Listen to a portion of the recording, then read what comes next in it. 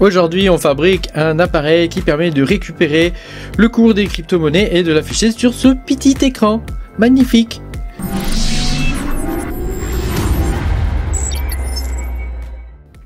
Bonjour les amis, je suis très content de vous retrouver aujourd'hui pour cette nouvelle vidéo où on va fabriquer ce magnifique petit objet, n'est-ce pas, où on va pouvoir récupérer donc le cours des crypto-monnaies directement sur ce petit écran. Hein. Donc tu peux mettre ça dans ta cuisine, à côté de ton frigo, où tu veux. Moi je mets ça à côté de mon ordi, hein. Comme ça quand je bosse je peux voir si le cours des cryptos qui m'intéresse monte ou descend. Hein. Pense à me mettre un petit pouce bleu et à t'abonner à la chaîne si t'es pas abonné. Je te rappelle que tu peux me soutenir en allant sur patreon.com/makertronic. Tu pourras voir mes vidéos en avance. Donc là tu vois j'ai mis par exemple Kaspa, Bitcoin et Warthog. Tu vois ici, et donc ça me permet de voir voilà, le cours des crypto-monnaies. Quand je veux le changer, évidemment, il faut que je reflash l'appareil avec les tickers qui m'intéressent. Et lui, il va automatiquement aller trouver ça. Et comme tu peux le voir, on peut le faire avec des cryptos extrêmement récentes. Hein. Le Warthog, par exemple, son cours, il est actuellement uniquement sur XAGX. Hein. Mais tu peux prendre des cryptos qui ne se trouvent pas sur XAGX. Il va te trouver le cours. Hein. Je vais te faire voir ça plus tard dans la vidéo, hein, quand on va regarder le code. Donc tout ce qui est construction de boîtiers, etc. Je te ferai pas voir ça dans cette vidéo. Je t'invite à aller voir ma vidéo précédente sur Tempo. C'est rigoureusement le même boîtier que le projet Tempo. Hein. Le seul truc qui change, évidemment, là, c'est le code. Hein. Donc tu peux même n'avoir qu'un seul boîtier au final, et puis changer le code selon la période, hein, où tu veux du tempo par exemple, tu veux voir EDF, combien tu vas payer, etc. Ou alors tu utilises ça, hein, voilà. Après on peut imaginer faire un truc où on met si le coin il est à la hausse ou à la baisse par exemple, des choses comme ça, avec une moyenne mobile par exemple, bon tu vois des petits trucs comme ça qu'on pourrait ajouter et qui pourraient améliorer un petit peu l'objet final. Mais bon, écoute, hein, c'est déjà pas trop mal, hein, ça permet de voir où on en est sans avoir à se connecter à son ordi ou à allumer son téléphone. Voilà. Après, on pourrait faire la critique que l'écran est un peu petit. Hein, donc effectivement, il est un peu petit, mais c'est des écrans à 1 euro. Hein, donc bon, avec le truc qui se trouve dedans, là, le SP32 qui se trouve dedans. Bon, allez, ça va chercher aux environs de 5 euros de fabriquer le tout, quoi, hein, avec le plastique et tout ça, hein, voilà. Tu trouves, sur Temu, tu trouves des ESP32 à vraiment pas cher, hein.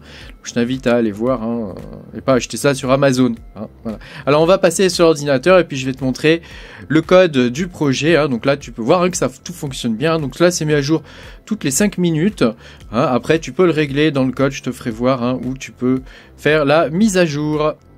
Donc on se retrouve dans le code du Biniou, hein, tu vas voir, c'est pas très compliqué, hein. L'idée c'est que je te fasse voir grosso modo comment ça marche et ce que tu dois modifier dans le code pour que ça fonctionne. Donc évidemment, hein, pour que tout ça fonctionne, il te faut un ESP32, hein, d'habitude.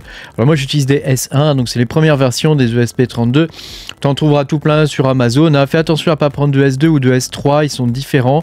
Alors ça marche aussi avec les Demos D1, hein, qui sont à base de SP32 aussi, hein.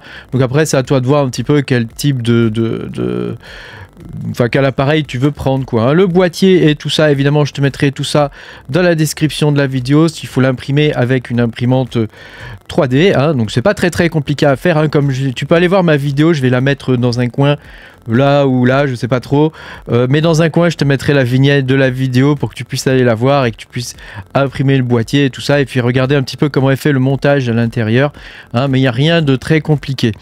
Donc grosso modo on a besoin des bibliothèques, nous, qui permettent de gérer l'écran. Donc c'est SSD 1306 et c'est des bibliothèques Adafruit, hein. Et puis il nous faut la partie HTTP client et Arduino JSON, hein. Donc quand tu lances quand tu crées ton nouveau projet, hein, l'idée, tu crées un nouveau projet avec platform.io, hein, donc il te faut installer VS Code, et puis tu vas importer ces bibliothèques, hein. Donc tu vas dans la partie platform.io ici, tu vas dans librairie, tu tapes le nom de la bibliothèque, par exemple SSD 1306, tu vois, et alors attends, je crois que c'est tout attaché, 1306, tu vois, et il va te trouver Adafruit 1306, tu cliques dessus, tu fais ajouter au projet, tu choisis ton projet, hein, donc moi c'est sticker TFT, et puis donc je vais pas l'ajouter puisqu'il y est déjà, et puis c'est tout, tu as juste à l'ajouter comme ça, tu vois, rien de foufou, et tu fais ça pour les projets, pour les trois trucs que je t'ai donnés, hein. SSD 1306 hein, pour gérer le petit écran TFT hein, de 0,96 pouces et puis HTTP client et Arduino JSON. Alors il te faudra ensuite mettre ton mot de passe dans le code. Ton mot de passe est le nom de ton Wi-Fi. Donc rien de foufou. Ensuite ici il te faut mettre les tickers qui t'intéressent. Donc moi j'en ai mis 3 d'origine. Tu peux en mettre plus, on peut en mettre moins. C'est comme tu préfères. Je te ferai voir après sur LiveCon Watch. C'est là où je vais récupérer les données. Hein, comment ça fonctionne. Donc là tu vois ici tu as les différentes informations hein, des tickers que tu souhaites. Donc tu as BTC, Caspa et Wart. Moi j'ai mis ça par défaut, mais tu peux mettre autre chose, hein, ce qui te fait plaisir. Hein. Tu peux mettre XDAG ou je sais pas moi, Dero ou ce que tu as envie. Le reste tu touches pas. Et puis ici tu dois mettre ton API key ici. Donc je te montre comment ça fonctionne. Il faut aller sur LiveCon Watch. LiveCon Watch c'est un service en ligne qui te permet d'avoir toutes sortes d'informations sur les crypto-monnaies.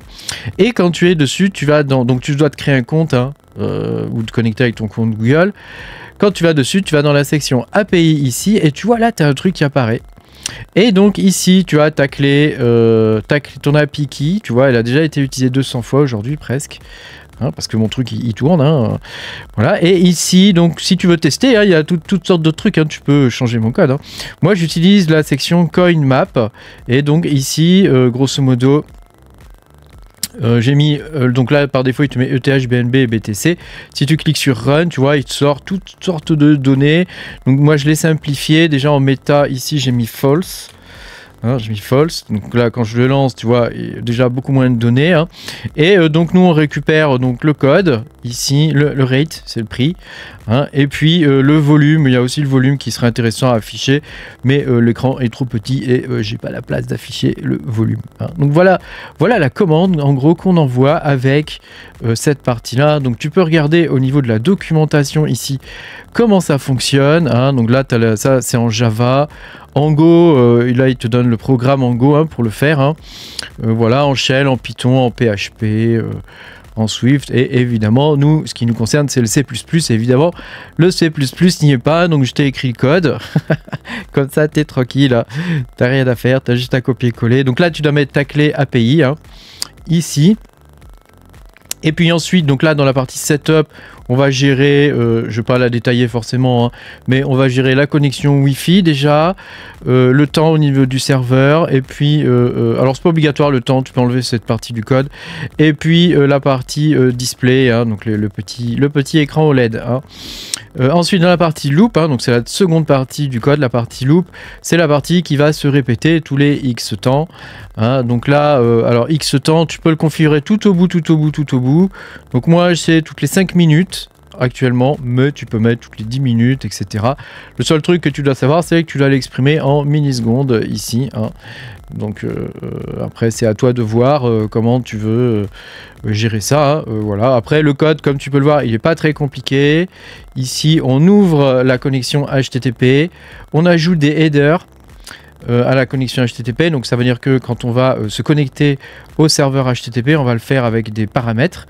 Donc on va le faire avec des paramètres, on dit que c'est des headers, hein, parce que dans la tête de la requête qu'on envoie au serveur, il va y avoir ces données-là. Il va y avoir le fait que nous, on veut un résultat au format JSON, et il va aussi y avoir le fait qu'on va lui passer le paramètre X API Key, où il y aura notre clé API hein, qu'on a renseigné un petit peu plus haut. Voilà, ensuite le JSON, il est ici, hein, donc ça c'est ce qu'on envoie, donc ça correspond à ce qu'il y a là. Attends, je te retrouve l'original, voilà, ça correspond à ce qu'il y a là. Alors évidemment, j'ai mis des caractères d'échappement et des choses comme ça. Hein, le caractère d'échappement, c'est ça, hein, de façon à ce que ça puisse fonctionner, parce que sinon, tu sais, dans le code, ça marche pas. Hein. Et puis ici, on a nos trois codes, hein, code 1, code 2, code 3, hein, donc c'est nos tickers. Hein, donc là, j'en ai mis 3, donc si tu veux en supprimer, bah, tu as juste à effacer la partie qui correspond. Hein, et puis tu peux aussi en ajouter, hein, si tu veux en ajouter, il suffit d'ajouter la partie qui correspond. Ensuite, on vérifie que le code HTTP qui nous est renvoyé est supérieur à 0, donc ça veut dire qu'il n'y a pas d'erreur. Hein, donc dans l'idéal, ça serait bien un code 200. Et si c'est un code 200, on va continuer. Et donc là, on va analyser la réponse en JSON avec une propriété d'un objet qui s'appelle, là on est c'est du C++, hein, donc là on va récupérer dynamic JSON. Donc c'est une propriété qui est un peu dépassée, mais ça fonctionne quand même, donc pas grave. Et puis voilà, on va gérer l'erreur si jamais il y en a une, et on va charger notre payload. Donc notre payload, c'est la réponse HTTP du serveur, hein, qui va nous répondre. Alors tu peux te connecter en mode console, tu verras. Attends, je vais le faire là. Tu peux te connecter en mode console, tu verras, le système va t'afficher, pour le coup, tu vois, les informations de débugage, hein, avec le payload et le code de réponse, hein, tu vois. Donc là, tu vois mon IP. Donc là, on a le code de réponse HTTP et on a le payload qui est ici. Donc le payload, grosso modo, c'est ce que nous répond le serveur. Hein, le serveur, il nous répond ça. Et c'est ce qu'on retrouve ici, tu vois. Cette partie-là, hein, c'est cette partie-là. Donc tu vois, jusque-là, rien de foufou, hein. Et puis ensuite on va faire une itération dans chaque objet. Donc là c'est un peu une boucle type for each pour ceux qui connaissent, hein. Très pratique ces boucles là, hein. Mais bon, ça n'existe pas, mais tu vois, on peut quand même utiliser JSON object coin as JSON array, et donc ça permet de se balader dans le array, dans le tableau. Je vais essayer de parler français. Ça va se permettre de se balader dans le tableau et puis de récupérer les informations, et donc après on va les afficher. C'est aussi simple que ça. Donc l'information on la récupère ici, tu vois, coin code. Tu vois, et on l'affiche, on la convertit en tant que string. Donc c'est pas la culotte, hein, c'est la chaîne de caractères. Hein, et ensuite on l'affiche. Alors comme on va faire une itération un certain nombre de fois, donc là 3 fois en l'occurrence, nous au niveau de l'affichage, tu vois, il va falloir qu'il y ait un décalage de 3 trucs, tu vois. Donc au niveau de l'affichage, on a un décalage. Donc c'est là d'où vient le plus i, tu vois, ici. Et donc le plus i, on va faire un décalage à chaque fois, à chaque itération, de 15 pixels sur l'écran. Comme tu as tout compris de tout ce que je t'ai expliqué, que ça t'a vachement intéressé d'écouter tout ça, non je plaisante, du coup tu peux envoyer le code, hein, directement. Donc tu peux en bas, tu sais, dans plateforme.io, tu as le petit truc ici, là, la petite coche pour vérifier que ton code il est bon, hein. Donc tu cliques dessus, tu vois, il va le compiler, il va vérifier que tout est ok.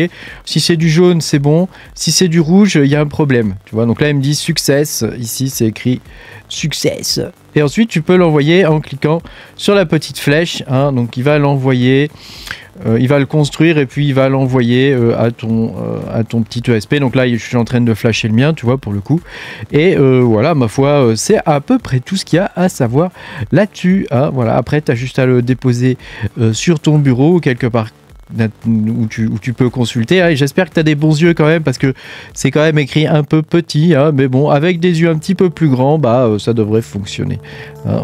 Ou avec des yeux, plutôt avec des je raconte n'importe quoi, hein. Avec des jumelles ou une loupe, hein, une loupe.